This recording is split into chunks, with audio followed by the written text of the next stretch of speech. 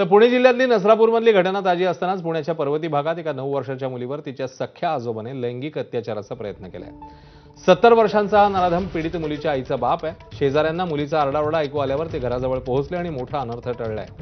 या नराधम आजोबावर पॉक्सो अंतर्गत गुन्हा दाखल झालाय। पोलिसांनी त्याला बेड्या ठोकल्या। दारूच्या नशेत या 70 वर्षीय नराधमाने चिमुरडीवर लैंगिक अत्याचाराचा प्रयत्न केला।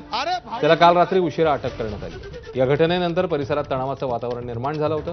नागरिकांनी पर्वती पोलीस ठाण्यासमोर ठिय्या आंदोलन केलं होतं। तर पर्वतीमधील घटनेवरून पीडितेच्या आई-वडिलांचा संताप होतोय। त्यांनी नराधमाला फाशीची शिक्षा व्हायला हवी अशी मागणी केली आहे। पाहूया।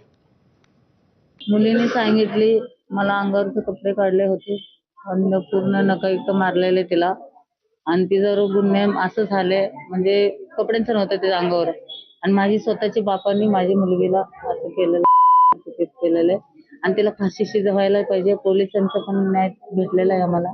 ते पहिला पण केलं होतं असं म्हणा, पण आम्हाला कोणाला माहित नव्हतं हे केलेलं। नंतर ना ती स्वतः मुलगी मला म्हणली मम्मी पहिलं पण असं झालं, तुम्ही कामाला गेलो होतो आणि ताताने मला ओढून घेत होते, मी बाहेर पळत गेलेला आहे। आता आमचं 1 वर्ष झालं त्याला मी हाकलून दिलत। तो इथं कसा राहत होता हे आम्हाला नाही माहिती।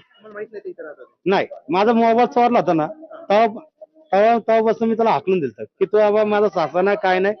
हिला मी पहिलं बोललो होतो तुला बाप पाहिजे का नवरा पाहिजे, त्याने नाही नवरा पाहिजे म्हणली। तसं मी हाकलून दिलत आणि तो कुठं घर घेतलं काय घेतलं हे आम्हाला माहिती नव्हतं।